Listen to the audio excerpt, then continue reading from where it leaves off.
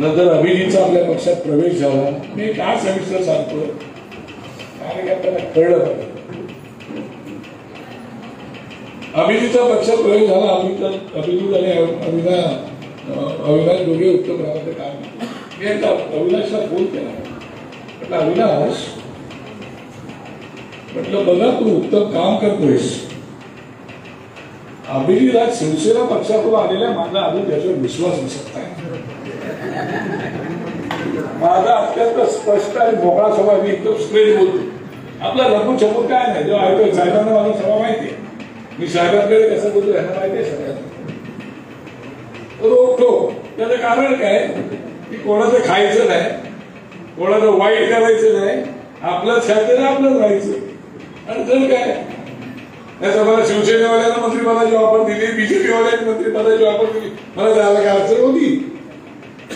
काही नव्हतं. पण नाही, साहेब माझे साहेब आहेत, त्यांच्यासोबत ते राहतात.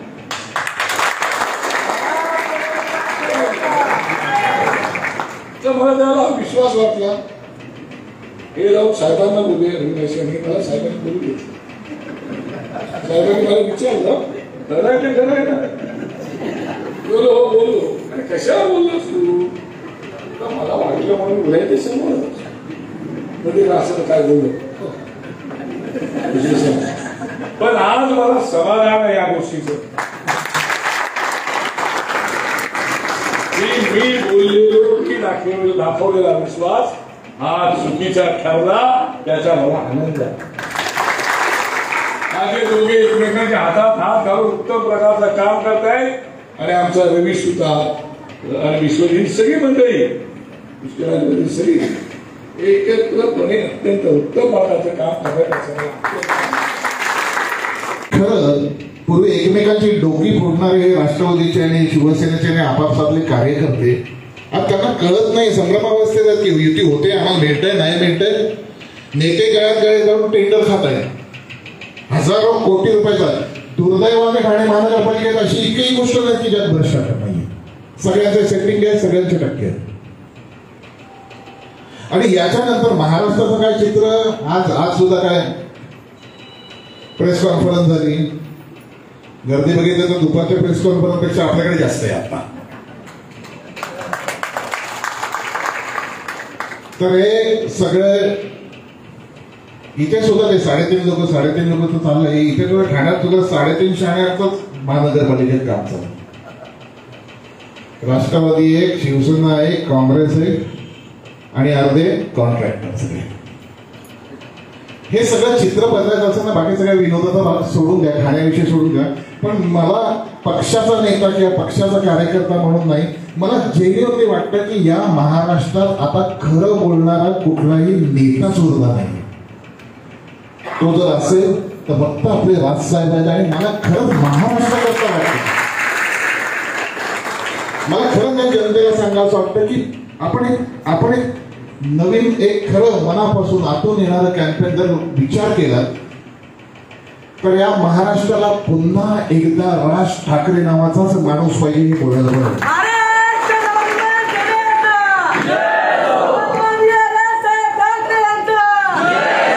किती नगरसेवक आपले येतील, त्यांनी आपल्याला महानगरपालिकेत किती फायदा होईल, मग आपले महापौर होतील का, आपले आमदार होतील का, हे सगळ्या राजकारणाच्या गोष्टी आहेत. पण महाराष्ट्राला म्हणून महाराष्ट्राच्या मातीला एक खरं बोलणारं नेतृत्व पाहिजे. मला असं वाटतं की ही गोष्ट आपण सगळ्यांना समजवायला सुरुवात करायला पाहिजे. ती त्यांना समजते, प्रत्येक पक्षाच्या लोकांना समजते. या सगळ्या पार्श्वभूमीवर आपल्याला हा लढा अतिशय सिरियसली द्यायचा, गंभीरपणे द्यायचा.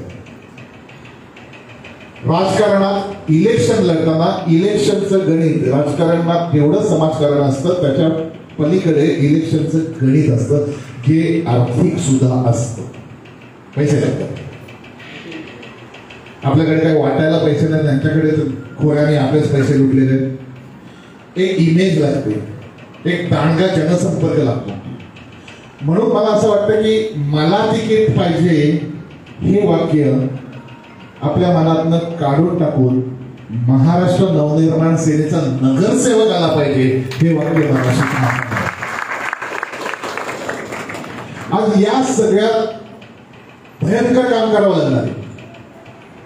आपण वरवरचे दिसतो असं लोक म्हणतात, आपला पक्ष सोशल मीडियावर आहे असं लोक म्हणतात. लोक काय म्हणतात त्याच्याशी मला घेणं देणं नाही, पण हे स्वतः आपण तपासून पाहिलं पाहिजे की आपण नेमके कुठे उभे आहोत.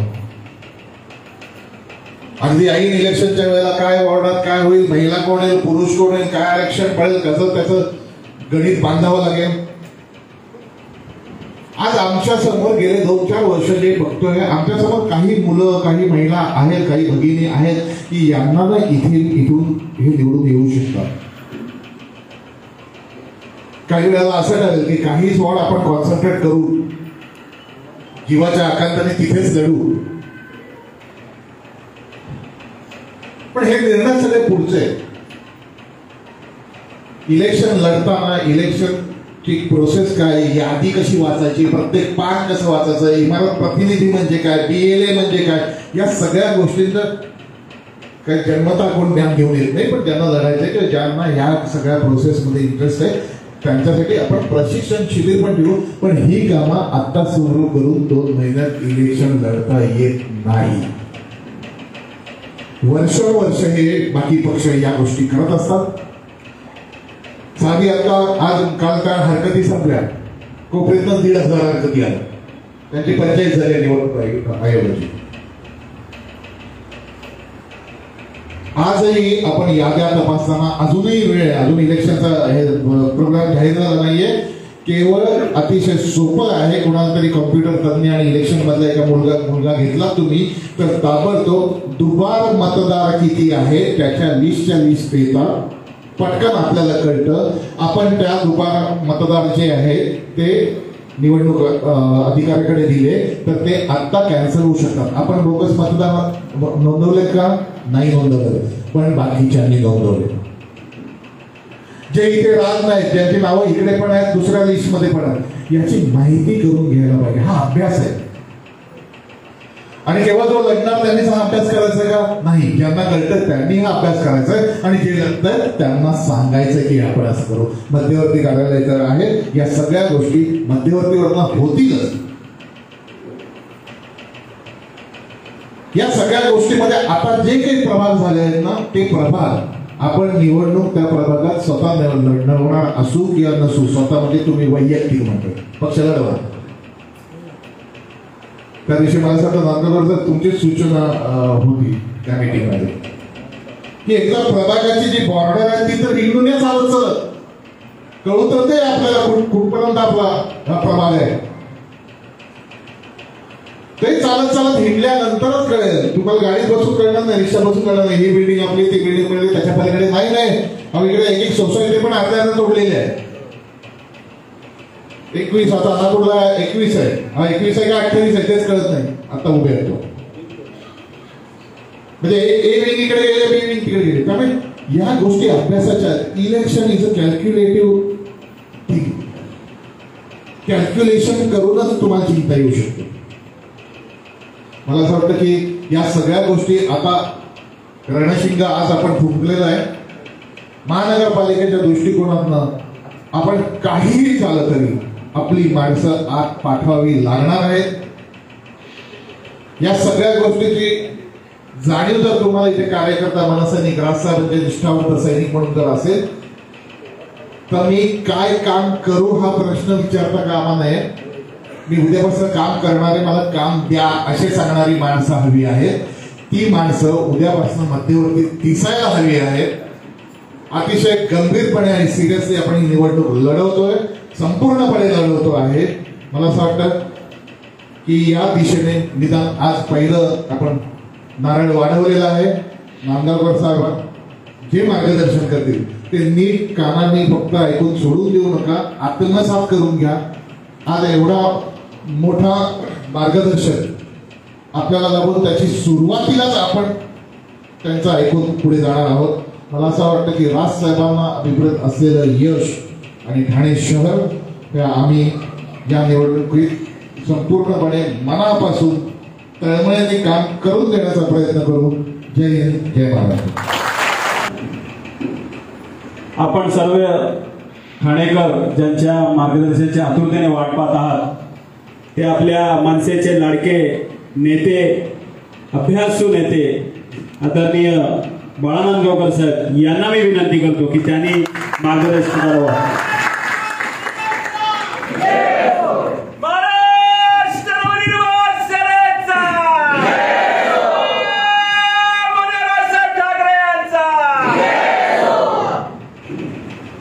माझा अविनाशचा 2 दिवसापूर्वी मला फोन आला. मला भिवंडीमध्ये एका कार्यालयाचं उद्घाटन करायचं आपण वेळ द्याल का? म्हटलं दिला, माझ्या आवडीचा विषय आहे, दुसरं कामच नाही, एवढंच काम आहे, आवडीचा विषय मी एक काय चिंता करू. मला साहेब तारीख कळवा, सांगतो तुम्ही 2 दिवसाची कळवतो. मी तारीख कळवली, त्यानंतर परत फोन आला का भिवंडी करून तुम्ही पुन्हा ठाण्याला मेळावा घ्याल का? काय हरकत नाही. ठाणेकरांवरती साहेबांचे विशेष प्रेम म्हणजे त्यांचे भक्त असतात विषयी. त्याप्रमाणे आज गेलो होतो, भिवंडीच्या कार्यालयाचं उद्घाटन झालं. ऑफिस अजय हजारे आपल्या तिथला शहर सचिव आहे. अत्यंत चांगलं ऑफिस, छोटं असलं तरी अत्यंत नीट आणि चांगलं ऑफिस आहे. आणि मग त्या ऑफिसला जाताना आमच्याकडे गेलो म्हणजे गाडीत मी बसलो होतो. अविनाश पासून सगळे चाललं, वरती पुढे माझा बॉडीगार्ड बोलतो, साहेब ही तर लग्नाची मिरवणूक चाललेली दिसते, फक्त असंच नाही येत तू. मुलांचा उत्साह असतो. आणि त्याच्यानंतर मग इकडे आलो. तसा ठाण्याचा माझा खूप जवळचा संबंध, जुना संबंध आहे. ठाणे शहरामध्ये मी हांड्या फोडायला यायचो. या देशाला 7 घर 7 घर 8 घर 9 घर मी दाखवली. त्या गोविंदाचं नाव बाळाराजापर्यंत गोविंद असावं, पण त्या गोविंदाचं नंतर मी नाव माझ्या गणपती मंडळाचं नाव केलं. त्या गणपती मंडळाच्या नावाने त्याला माझं नाव, तो माझ्या नावाने गोविंदा. जयजवानवाले वगैरे पोरं, इतर सगळी पोरं माझ्याकडे येऊन शिकायला जायची, बघायची आमची ट्रेनिंग. त्याला आमची मास्तर एक मास्तर 95 वर्षांनी आता गेली, बोलते मास्तर शिकवायची. त्याच्यामुळे इकडे दिघे साहेबांची हंडी त्याला फेमस, आणि त्याला दिघे साहेबांची हंडीला मी फोडायला यायचो. आणि दिघे साहेबांनी आव्हाड साहेबांची कॉम्पिटिशन, मित्र दोन हे पण कॉम्पिटिशन हंडीची, बाकी नाही मला माहिती काय, हंडीची कॉम्पिटिशन. आणि मग मी दिघेची हंडी फोडायला यायचो, तर आव्हाड त्याचं 2 लाखाला उभं राहायचं, बाळा पाहिलं माझ्याकडेच नाही रे बाबा, ती माझी परंपरागत हंडी आहे, ती फोडतो ना तुझ्याकडे. पहिले दिघे साहेबांची फोडायचो, पण तिकडे दिघे साहेबांची फोडायचो, आणखी फोडायचो, पण ती शेवटची हंडी माझी दिघे साहेबांची सगळ्यात उंच आणि त्या काळात असायची. आणि मग ती फोडल्यानंतर त्याच्यामुळे आणि सगळ्या त्या कुठून लोक बघायला यायची ती हंडी आमची. त्यामुळे ठाण्यावर एक विशेष प्रेम करत त्या हंडीमुळे महाराष्ट्रात मुंबईच्या खूप हंड्या फोडल्या. पुण्यात जाऊन तर मी एवढ्या हंड्या एका 3-4 तासात फोडल्या होत्या, अख्खं पुढं वेळ करून आलो. 3000 पोरं घेऊन गेलो त्या काळात, एवढ्या गाड्यात तेवढं काय. पण त्याच्यामुळे ठाण्याचं आणि आमचं एक नातं देईल त्या हंडीमुळे वेगळं निर्माण दिघे साहेबांनी करून ठेवलं. तेव्हापासून ठाण्यामध्ये विशेष प्रेम ठाण्यावरती असल्यामुळे शिवसेनेत असताना सुद्धा मी दिघे साहेबांचं ऍक्सिडेंट झालं तर बाळासाहेबांनी माझ्या तिथला चार्ज दिला होता. मग रघुनाथ मोरेला आम्ही शास्त्री प्रमुख बनवले होते. रघुनाथ मोरे 1 महिन्याने ऍक्सिडेंट झालं, मग कोणाला बोलवायचं, चार्ज माझ्याकडे होता. त्यावेळेला नरेश म्हस्के, राजन विचारे, रवी फाटक, एकनाथजी शिंदे तुमचे मंत्री महोदय, हे सगळे रेसमध्ये होते त्यावेळेला. मी आपल्या 10 बाय 10च्या घरात 10 बाय 10च्या घरात कारवाडीत राहायचो. मी मंत्री असताना पण त्या घरी राहत होतो. मी बंगला पण घ्यायचा नव्हता. मला बाळासाहेबांनी तर मंत्री पण केलं होतं. तो काही विषयच नाही. मला साधं राहायला आवडतं. साधं राहावं आणि आपलं काम करत राहावं. परंतु मग बाळासाहेबांनी मला विचारलं आता काय करायचं, कोणाला करायचं. हा एक अनुभव नाही, असं महाराज त्या दिवशी सांगितलेलं एक अनुभव. तू सोलापूर होता का? हा. अजून मी जे जिल्हाध्यक्ष बनवलेले आहेत शिवसेनेतले ते अजून ग्रामीण भागात आहेत आणि उत्तम काम करत आहेत. शिवसेनेचे मी बनवलेले. आता ह्या पक्षात आपल्या पक्षात येऊन मला 15 वर्ष 20-16 वर्ष झाली. आणि त्यावेळेला मग या सगळ्यांमध्ये एकनाथराव मला उत्तर साहेबांनी काय एकनाथराव केलं काम आणि आजही ते उत्तर प्रकारचं काम करतात. त्यांच्या पक्षाचा तो मुख्य पक्ष आहे. पण महाराष्ट्र नवनिर्माण सेना निर्माण झाल्यानंतर पहिला शहराध्यक्ष मला तर तुलाच आपण केला. सुरुवातीला आम्ही इथून गेली होती साहेबांनी आणि मग महाराष्ट्रात आम्ही दौरा केला होता. तेव्हा तुम्ही लोकांनी स्वागत विगत केलं. त्याला अभिजित माझ्या वडिलांच्या पक्षामध्ये होत्या. पण ठीक आहे, काय प्रवास असतो. नंतर रवीने परत इकडे तिकडे रवी होत चालू असतं. आपले साहेब बोलतात का हे सगळे फेरीवाले आहेत. आणि केवढे फेरीवाले आपले साहेब होतात त्यांनाच होत आपल्याला साहेब. आणि त्याच्यानंतर मग ठाण्यामध्ये उत्तम प्रकारचं काम झाल्यानंतर अविनाशला मला वाटतं शहराध्यक्ष बनवलं. अविनाशने उत्तम काम केलं. त्याच्या अगोदर अविनाश म्हणून नागपूरला त्याला आम्ही तुला नागपूरला दिलं होतं संपर्क अध्यक्ष तिकडे काम केलं. तर त्याचं उत्तम काम बघून साहेबांनी त्याला जिल्हाध्यक्ष मध्ये जबाबदारी दिली. तो उत्तम प्रकारचं काम करायला. नंतर अभिजितचा आपल्या पक्षात प्रवेश झाला. मी काय सविस्तर सांगतो कारण की आपल्याला कळलं पाहिजे. अभिजितचा पक्षात प्रवेश झाला. अभिजित आणि अविनाश दोघे उत्तम प्रकारचे काम केले. मी एकदा अविनाशला फोन केला. म्हटलं अविनाश, म्हटलं बघा तू उत्तम काम करतोयस. अभिजित आज शिवसेना पक्षातून आलेल्या माझा अजून त्याच्यावर विश्वास बसत नाही. माझा अत्यंत स्पष्ट आणि मोकळा स्वभाव. मी एकदम स्ट्रेट बोलतो. आपला लघु चमूर काय नाही. जो आयोजक साहेबांना माझा स्वभाव माहिती आहे. मी साहेबांकडे कसं बोलतो यांना माहिती आहे सगळ्यांना. रोखतो. त्याचं कारण काय की कोणाचं खायचं नाही, कोणाचं वाईट करायचं नाही, आपलंच खायचं नाही, आपलंच राहायचं. आणि जर काय त्याचं मला शिवसेनेवाल्यांना मंत्रिपदाची ऑफर दिली, बीजेपी वाल्यांनी मंत्रिपदाची ऑफर दिली, मला जायला काय अडचण होती? काही नव्हतं. नाही साहेब माझे साहेब आहेत त्यांच्यासोबत ते राहतात.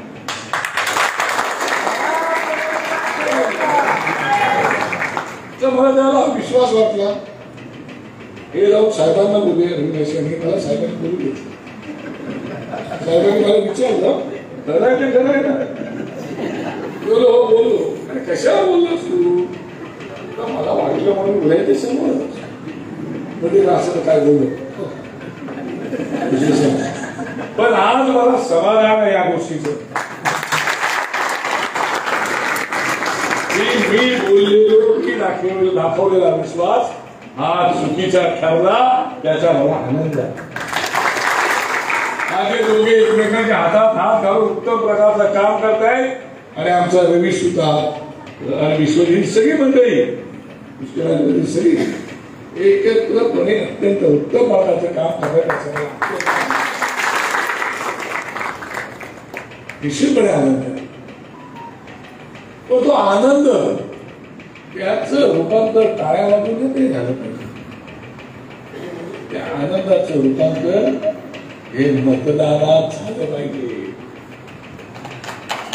मतदानात झालं तर 131 वॉर्ड होत्या तर 142 वॉर्ड तुमचे झाले. 3चा प्रभाग आला तुम्हाला. जबाबदारी तुमची वाढली आता. आणि त्यामुळे तुम्हाला आता सगळ्यांना कसून मेहनत घेऊन काम करायचं आहे. सत्तेशिवाय आंदोलन जिवंत ठेवून आपण आपल्या पक्षाची ताकद वाढवतो, हे काही कमी नाही. आणि म्हणून तुमचं कौतुक करावं तेवढं कमी नाही. शेवटी कसं संघर्ष हा आपला आत्मा आहे आणि कार्यकर्ते ही आपली ताकद आणि शक्ती आहे. त्या शक्तीच्या बळावर ठाणेकर, अविनाश आणि अभिजित आणि रवी वगैरे सगळी मंडळी सतत, अरे महाराष्ट्रामध्ये एवढे जिल्हाध्यक्ष आमचे, पण तुमच्या जिल्ह्यामध्ये काय ना काय गाडी देणार माझ्या पोरांना. अरे त्या अविनाशचे कायदे चालू असतं, हे कर ते कर ते कर ते कर, कोणी वंदो कोणी निंदो, आपलं काम करणार ठरलो.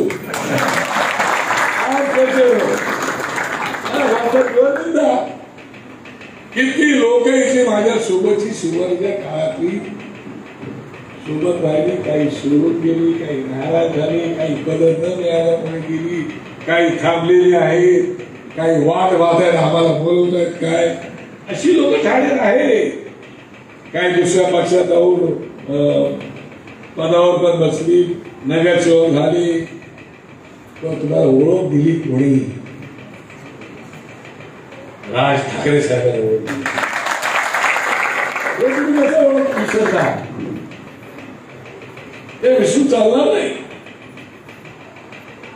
आणि त्याच्यामुळे ठाण्यामध्ये मला पोटेन्शियल दिसतंय. ठीक आहे, निवडणुकीच्या काळामध्ये विधानसभेला एनसीपी आणि काँग्रेसने आम्हाला मदत केली, मतदान केलं. अविनाशला आम्हाला मतं वाढली, 72,558 काही 973,000 मतं आपल्याला पडली. संजय केळकरला काही 93,000 मतं पडली.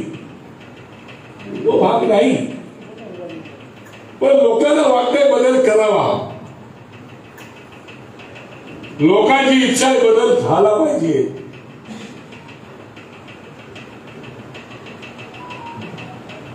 म्हणजे निवडणुका आल्या की एकमेकांना शिव्या घालणारी लोक आता जवळ येऊन राज्य करतात. निवडणूक आली की यांना जागावं, त्यांना क्लस्टर क्लस्टर भाजप आलेला चालू, निवडणुका आल्या की काहीतरी पुतळीवर काढायचं. मला वाटते तुम्हाला हे लोकांपर्यंत पोहोचवण्यात गेलं अशी अभिजितची बोलली बरोबर. आता आपल्याला एकमेकांच्या हातात हात घालून काम करायचंय आणि कबड्डीमध्ये जसे तांगड्या ओढतात तसं त्यांचं कंगड ओढायचं, हे लक्षात ठेवा. त्या असे एकमेकांनी तरी ओढत आहे. त्या दोघांना पटत नाही, तिघांचंही पटत नाही आमच्यामध्ये. भाऊ खाऊ आहे ना, ते त्याच्या सोडतील. बरं, उत्तम वॉरंट मिळालंय, धंदा पाणी मजबूत चालू आहे. तुम्ही जगा नाही तर मारा, आमच्याकडे आपलं सुरू काय सुरू आहे, त्याचं अडचण काहीच नाही. कॉन्ट्रॅक्ट ह्यांच्याच लोकांना मिळतं. किती आहे विनाशी द्यायसाठी मला दाखवलं म्हणून तुम्ही त्याने सांगितलं काहीतरी करण्याचा प्रयत्न केला. तर आता काय सत्तेपुढे शहाणपणा थोडा चालतो. याच्या आधी ससा तो पाळली, आता त्याचा चांगलं कार्यक्रम सुरू आहे. तुम्ही आता असे राहणार का? तुम्हाला वाटत नाही की तुम्हाला पण सत्तेत बसायला पाहिजे, आपले नगरसेवक निवडून यायला पाहिजे, मेहनत घ्यायला पाहिजे. सध्या किंतु परंतु आपल्यामध्ये असेल, वादविवाद असतील, मतभेद असतील, तुला देवा आपला तो आपलाच असतो, परका तो परकाच असतो. आपला नगरसेवक असेल तर आपण त्याच्याकडे हक्काने जाऊ शकतो, बोलू शकतो, रडू शकतो, चिडू शकतो, काम करून घेऊ शकतो, त्याला मिळणाऱ्या निधीचा फायदा करून घेऊ शकतो. तुम्ही लावू शकता का? दुसऱ्या नगरसेवकांकडे. आता केळकर आमदार आहे, तुम्ही जाऊ शकता. अविनाश माझा आमदार झाला असता तर तुम्ही हक्काने गेला असता, हक्काने बोलला असता. पण ठीक आहे, निवडणुकामध्ये घाती होतच असते.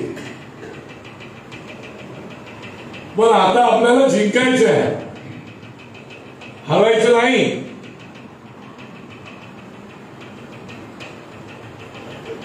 साहेबांनी एक सुंदर स्वप्न महाराष्ट्राने पाहिले. तुमच्या ठिकाणी नगरसेवक बघायचे, आमदार बघायचे, मंत्री बघायचे, मुख्यमंत्री बघायचे. तुम्हाला नाही म्हणायचे आणि तुमच्या पोटात आग पाहिजे की नाही, तुमची इच्छाशक्ती पाहिजे की नाही. जेवढे प्रखर, जेवढं तुम्ही तिखट आंदोलन करता नव्हता तेवढे तिखट संघटना वाढीसाठी सुद्धा तुम्हाला झालं पाहिजे, तर अपक्ष आपण वाढवू शकतो. आंदोलन करता परवाना नाही करत तुम्ही, जेलमध्ये जाऊ, आतमध्ये होऊ, पोलीस मारहाण करतील, हे करतील, ते करतील. संघटना वाढवायला अडचण काय? एवढे उत्तम प्रकारची लोक तुमच्याकडे आहेत, आवश्यकता नाही. मेहनत करायची फक्त, हातबल व्हायचं कारणच नाही. आपण हातबल नाही, दुसरे हातबल झाले पाहिजे. पण युवा शक्ती आपल्याकडे जेवढे तेवढे कोणाकडे नाही. पण आपण काय गुड मॉर्निंग व्हॉट्सअप होता, हा गुड नाईट, वाढदिवसाला एक छान केक पाठवतात आणि बुके पाठवतात, हॅपी बर्थडे. अरे लेखाच्या फोन कर, बोल, भेट, संवाद कुठला आपल्या एकमेकांचा.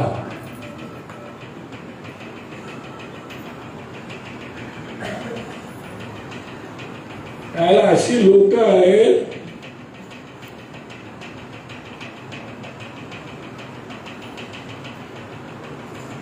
गल्लीत नाही विचारत मित्र आणि व्हॉट्सअपवर 5,000 मित्र. काय चाटायचे काय करायचं मला सांगायला चाटायचंय का आता कोणाला? अरे मला पाहिजे प्रॅक्टिकल जमिनीवरती काम करणारा माझा कार्यकर्ते, माझी भगिनी. आता यांनी जे वॉर्ड बनवले ते त्यांना बाहेरचे बनवून घ्यायचे असतील ना. तुम्ही हरकती दिल्या असतील, सूचना येतील ते काय व्हायचं होईल. पण लढायला उतरताना एकदम ताकदीनिशी उतरला पाहिजे. आपण कशात कमी पडतो? पैशातच ना, दुसऱ्या कशात कमी पडतो? पूर्वी ज्या पक्षात आम्ही काम करत होतो त्याला आमच्याकडे कुठे पैसे होते? भुजबळ साहेब उपमुख्यमंत्री असताना त्यांच्यासोबत राहिलेली कुठे पैसे माझ्याकडे होते? लढलो, लोकांनी मतदान केलं, तेव्हा राज ठाकरे साहेबांनी मला 8 लाख रुपये दिले होते. एवढी मोठी रक्कम. आणि भुजबळ कोट्यवधी रुपये वाटत होते.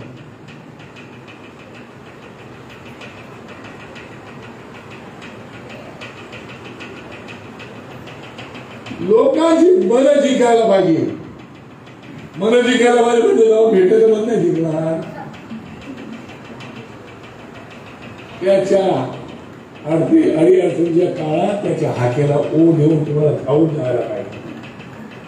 एक वेळ त्याच्या सुखात सहभागी झाला नाही तरी चालेल, पण त्याच्या दुःखात मात्र सहभागी झालंच पाहिजे. कोणाला वेळ आहे?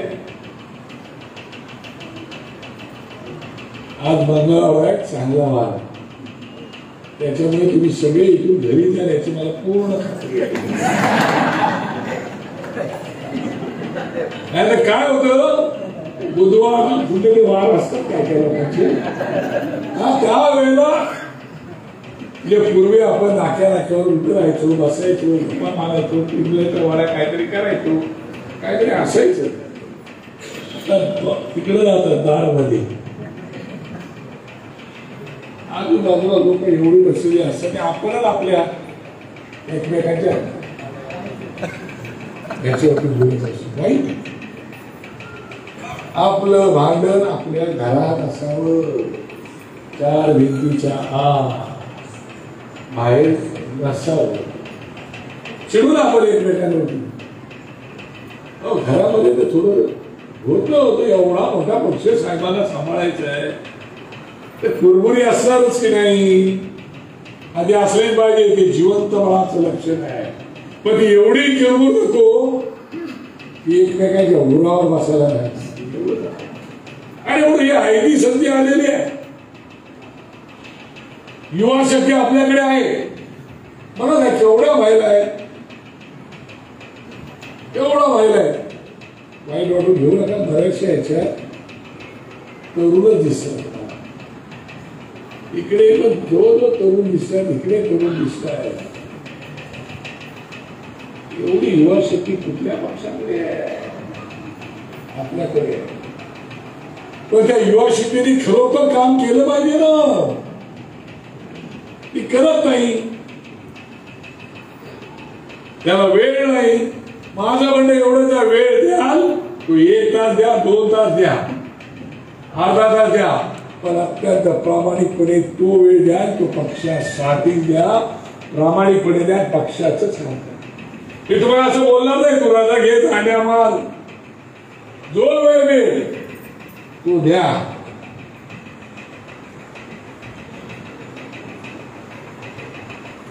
आता तुम्हाला देतील ते सगळे. आता तुम्ही सगळे आता निवडणुकीचे माहीर झाले लोक, तरबेज झाले लोक, तुम्हाला काय सांगणार मी काय करायला पाहिजे ते.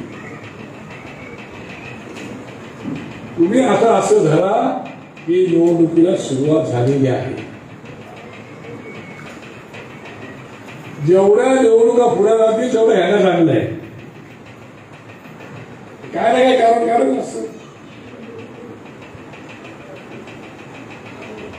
आपल्याला निवडणूक होणं आपल्यासाठी गरजेचं आहे. मग निवडणूक होणं गरजेचं आहे तर आपली तयारी पण एवढीच पाहिजे. मतदार याद्या तुम्हाला ताबडतोब विकत घ्यायला पाहिजे. मतदार याद्या ताबडतोब फोडल्या पाहिजेत. प्रत्येक तुमचा राजदूत असो, इमारत प्रतिनिधी असो, 4 प्रतिनिधी असो, जो कोण असेल तो त्याच्यामध्ये फाईल केल्या पाहिजे. घराघरात तुम्हाला जायला पाहिजे. जास्त नको, प्रत्येकाने 10 घरं टार्गेट करा. 10 घरं की ही 10 घरं माझी टार्गेट. या 10 घरातले मतदार मी काढणारच. ज्या दिवशी फाईल हातात येईल त्या दिवसापासून ती 10 घरं काढा. त्या 10 घरातले मतदानाच्या 5-6 वाजेपर्यंत जबाबदारी माझी. बरं आपल्याला माहीत असतं की बाळानंदराव मनसेला मतदार आहे. बाळानंदची आई ही शिवसेनेची आहे, बाप बीजेपीचा आहे. माहीत असतं आपल्याला.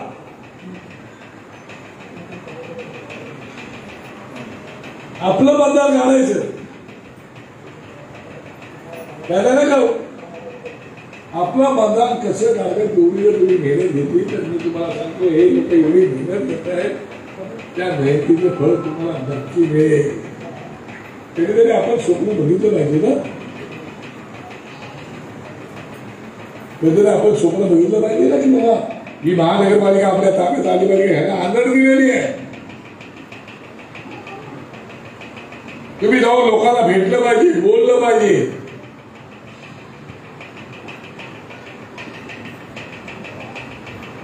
आता महिला आहे, लोकसभा आणि विधानसभा सोडण्यात आता 50% महिलांचं झालं. कारण मी हाऊसमध्ये होतो सभागृहात. अगोदर 33% महिलांचं रिझर्वेशन होतच. मग आम्ही ते आमच्या काळामध्ये बिल आलं 50%. मी रात्री घरी आलो, त्याच्यावर भाषण पण मी केली. घरी आलो, टीव्हीवर आपल्या बातम्या चालू होत्या, महिलाला 50% रिझर्वेशन. माझ्या बायकोने विचारलं, ह्याला ह्याची मैत्री नाही. हा विचारायला सांगितलं लिहिला. माझ्या बायकोने विचारलं, साहेब तुम्ही जे काही 50% रिझर्वेशन दिलं महिलांना. म्हटलं हो का बाबा, अडचण अडचण नाही, पण महिलाला रिझर्वेशन 50% दिलं अगोदर होत. बघ तू बाबा, तुला 50% ऑलरेडी मी रिझर्वेशन दिलेलंच आहे.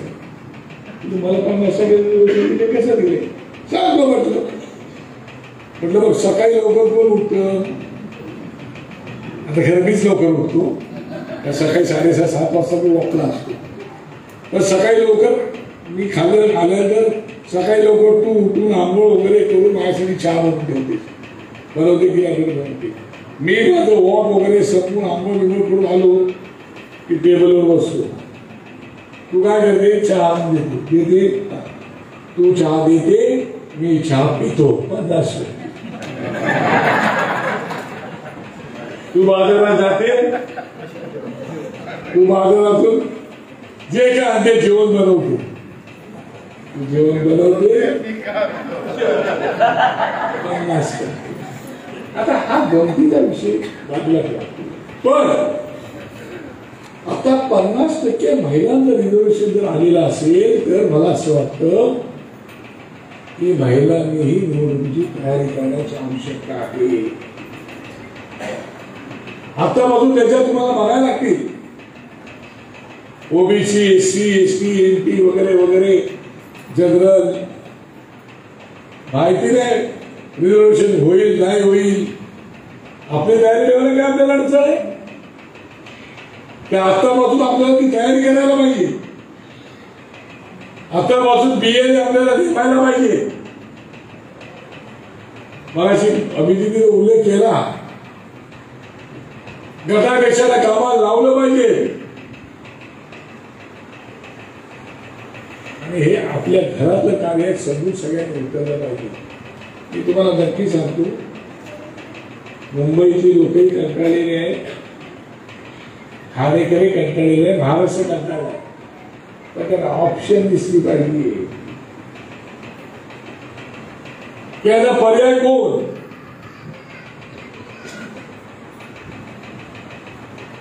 ऑप्शन आपल्याला दिसली पाहिजे. निवडणुका लढवणाऱ्यांना जातीपातीचं राजकारण करून चालत नाही. म्हणजे कसं, जातीपातीचं राजकारण निवडणुकीत करावंच लागतं. पण आम्हाला मराठीत मतदान करतील, मराठीत सगळ्यांना मतदान करतात का फक्त आपल्यालाच करतात मतदान? आपल्याला सगळ्यांना आमदारकी निवडून आली पाहिजे होती. शिवसेनेला करतात, आपल्याला करतात, बीजेपीला करतात, काँग्रेसला करतात, सगळ्यांनाच करतात. म्हणजे मराठी टक्का काय आपल्या सोबतच असं नाही ना. पण इतर भाषिक आपल्या सोबत नको का पाहिजेत ना. माझ्याकडे MU खान भारतीय जनता पक्षाचा उमेदवार होता आणि CR डिक्रूज काँग्रेसचे उमेदवार होते. मी जिथे नगरसेवक झालो ही मी गोष्ट बोलतोय 90-92ची. माझ्या इथे राहत होते 90-92ला. तेव्हा MU खान हा 1 मताने पडला होता. किती? 1 मताने. काय त्याला वाटलं असं सांग. 1 मताने CR डिक्रूज निवडून आला. त्या काळातली गोष्ट बोलतोय. त्याला आमच्या लोकांचं मतदानच लागलं असायचं. 1 मताने काढला होता. काय जीवाला लागलं असेल. जे विधानसभेचं गणित वेगळं असतं, लोकसभेचं गणित वेगळं असतं. महानगरपालिकेची निवडणूक ही 1-1 मतांवरती चालते. म्हणून तुमच्या स्वतःचं मत तर मला हवंच, पण तुमच्या पतिदेवाचंही पाहिजे. बरं, पतिदेवावरती भरोसा पण नाही. सकाळी 1 गाडी, दुपारी 2ऱ्या गाडी, संध्याकाळी 3ऱ्या गाडी, रातच्याला 4थ्या गाडी. हे काय खरं नाही. खरं का खोटं? काही असतात प्रामाणिक, पण काही लोक नुसते फिरत असतात. कुठं मिळते तिथं आपलं सगळीकडून घेतात. मंडळी आता आपली अविनाश कडून पण घे, अभिजित कडून पण घे, रवी कडून पण घे, विश्वजित कडून पण घे, त्या बहिणींकडून पण घे. तुमच्याच मागे 5 वर्ष मेहनत करायची, त्याची कामं करायची, निवडणुकीला परत पैसे मागायला येतात. करणार काय तुम्ही?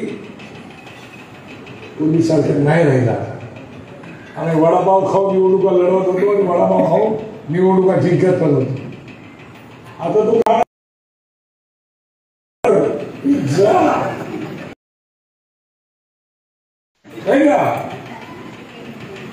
असं लागतं आता.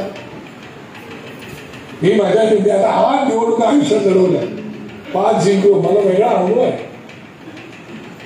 पैसे दिल्याशिवाय कार्यक्रम बाहेरच करत नाही. ते पूर्वी नव्हतं असं काय. हे दिवस गेले तर तुम्ही आयुष्यात निवडणुका जिंकू शकत. अरे माझं म्हणणं आहे की तुम्ही निवडणुका जिंकताना एक वेळ खिशाला कोणी चाट पडली तरी चालेल, पण आपला आमदार किंवा आपला नगरसेवक निवडून आणा, त्यांना सत्तेवर बसवा. सत्ता एकदा आली का त्यातला बराचसा वाटा तुम्हाला मिळू शकतो. तो घ्या ना मग, अडबड कमवा. आणि आपला साहेब तर तुम्हाला माहिती किती दिलदार माणूस आहे. राजाचा आपल्या मनाचा ते बघत पण नाही अशा गोष्टींकडे. आणि म्हणून माझी अपेक्षा आहे तुमच्याकडे तुम्ही आजपासून एवढे जोरात कामाला लागा तर लोकांना वाटलं पाहिजे की आता मनसे पूर्ण ताकदीनिशी मैदानात उतरली. त्यांची भांडणं चालू राहणार आहे. ते एकत्रित लढवले त्यांनी त्यांच्या वाटवाट मारामारी होणार आहे. त्याच्याकडून लोक आपल्याकडे तिकीट मागायला येणार आहे. आणि जर आपलाच माणूस सक्षम तिथे असेल तर का कोणाला घ्यायचं. म्हणून तुम्ही सक्षम होणं गरजेचं आहे. आणि जेवढे आंदोलन तुम्ही पॉवरफुल करता तेवढंच आंदोलन पक्ष सुद्धा तेवढा ताकदीचा पॉवरफुल करा. एवढीच माझी अपेक्षा आहे, पक्षाची अपेक्षा आहे. साहेब जेव्हा येतील मार्गदर्शन करतील. परवा हा होता मिटिंगला तुमच्या बैठका होती त्याला आम्ही साहेबांनी दिलेलं इन्स्ट्रक्शन सगळ्या सांगेल. काय साहेबांनी इन्स्ट्रक्शन आम्हा लोकांना दिले होते. आणि त्याच्यामुळे तुम्ही प्रत्येक जण राज ठाकरे साहेब आहात, स्त्री किंवा पुरुष. आणि हा माझा पक्ष आणि हा माझा उमेदवार आहे. मी असेल किंवा माझ्या बाजूला असेल. ही जेव्हापर्यंत भावना तुमच्या मनात येत नाही तेव्हा काही होणार नाही. म्हणून तुम्हाला सगळ्यांना मनापासून मी शुभेच्छा देतो. आपण एवढ्या बहुसंख्येने आज महिला आलेल्या आहेत. पण त्याचा निश्चितपणे आनंद आहे. महिलांना काय होतं, महिलांना आपला निवडणुका आल्या सगळ्यापेक्षा निवडणुका आल्या का त्यांना महिला दिसतात. कुठे ताई नाही आता, ताई नाही आता, चला हळदी कुंकूया. हा चला मग हळद काय वाट्या काय वाट्या चमची काय घेऊन सगळ्या वाट्या चमची येतात. अरे या महिला आपल्या मुलीसारख्या मातेसारख्या आहे. त्यांचा सन्मान करा. त्याला प्रवास सतत घ्या, सोबत घ्या. आपण कुठेतरी जातो तरी काय टाकतो, हात मारतो, त्या कुठे जाणार. त्या आपल्या सोबत येतात. हे खरं त्यांच्या पतिदेवांचे उपकार आहेत आपल्याला. तर ते आपल्या त्यांचा विश्वास आमच्यावर नाही. राज ठाकरे आमचे साहेब आहेत. आमच्या साहेबांचे कार्यकर्ते चुकीचं वागणार नाहीत, करणार नाही. हा विश्वास त्यांच्या मनामध्ये आहे. आणि म्हणून ते येतात तर त्यांनाही सन्मान दिला पाहिजे. तुम्ही त्यांना सन्मान द्या. आता त्या जर नवऱ्याकडे बोलायला लागलं की तो असा कार्यक्रम आहे, 10,000 रुपये द्या. एका वेळेला नवरा देईल. 2 महिन्यांनी परत बघून मला छान बस झाला तुला पक्षाने तू बंद कर. होईल काय माझ्यावरून सांगतो. माझी बायकोला मी केलं जायचं काय नाही होत. म्हणून कार्यकर्त्यांनी आपल्या सोबतच्या या भगिनींना सांभाळलं पाहिजे. त्यांना ताकद दिली पाहिजे. आणि काय होतं माहितीये ना, आम्ही त्या लालू प्रसाद यादव सारखं तो जेलमध्ये गेला त्याच्या बायकोला मुख्यमंत्री. ते ज्याला महिलाचा वाढ होईल त्याला मग विश्वजित बोलेल की आता मी तर निवडून लढू शकतो माझ्या बायकोला साठी. अरे एखाद्या तुझी बायको घरातच असते, त्या विभागात काम करणारी जी महिला आहे आणि तिला दिली की तिला विश्वास.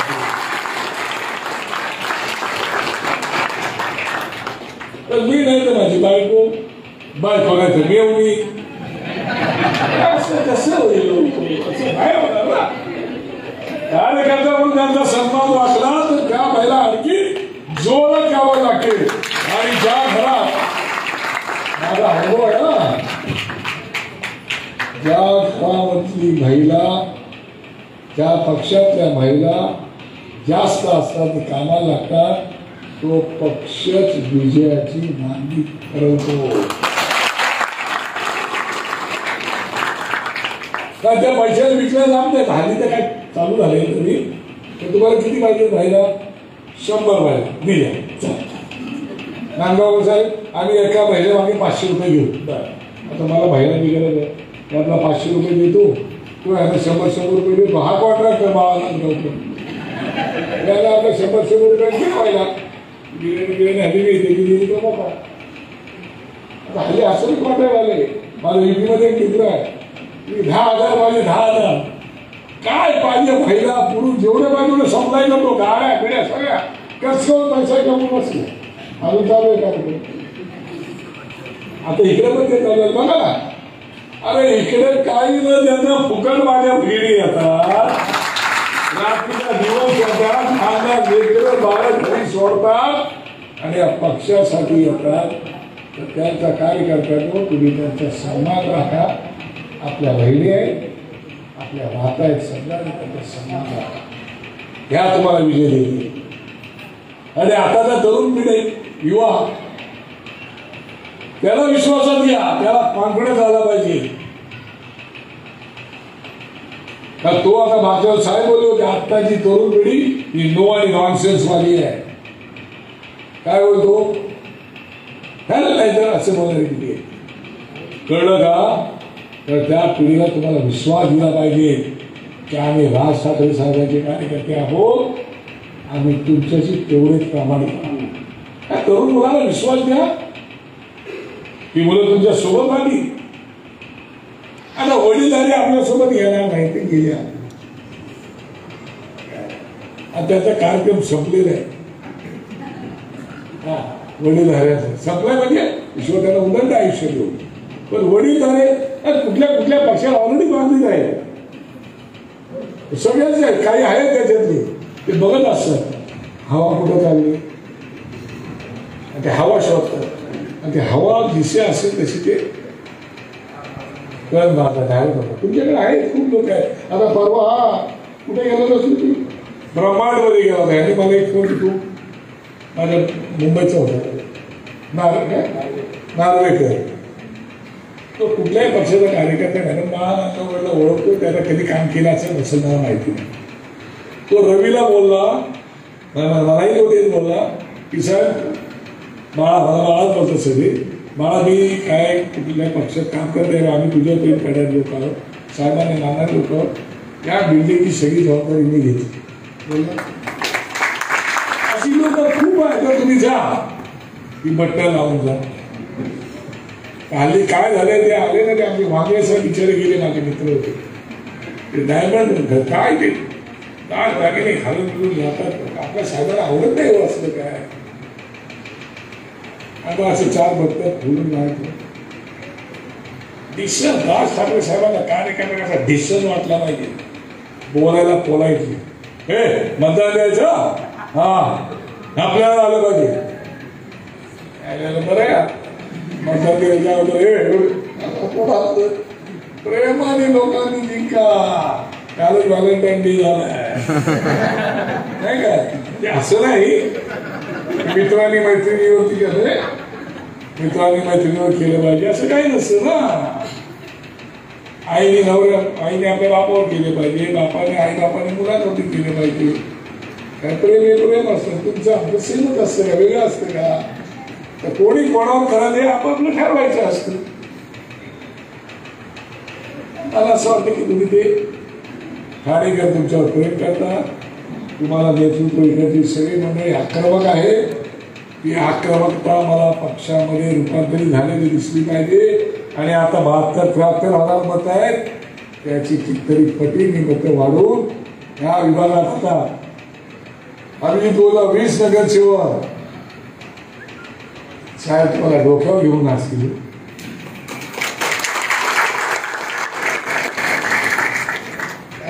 काय वाजू नका. रिझल्ट द्या. परत तुम्ही कधी बोलला तर निश्चितपणे येईल. काय जास्त बोलणं उचित नाही, आता खूप झालं. तुम्हाला खूप खूप मनापासून शुभेच्छा. मी एवढी देवाजवळ प्रार्थना करतो की या माझ्या सगळ्या ठाणेकरांना कुठे देवा दृष्ट लागू देऊ नकोस. हे असेच एक संघपणे राहू दे आणि राज ठाकरे साहेबांना जो रिझल्ट पाहिजे तू बाबा दे, एवढीच अपेक्षा व्यक्त करतो. तुम्हाला मनापासून सगळ्यांना खूप खूप खूप खूप शुभेच्छा. धन्यवाद. जय हिंद.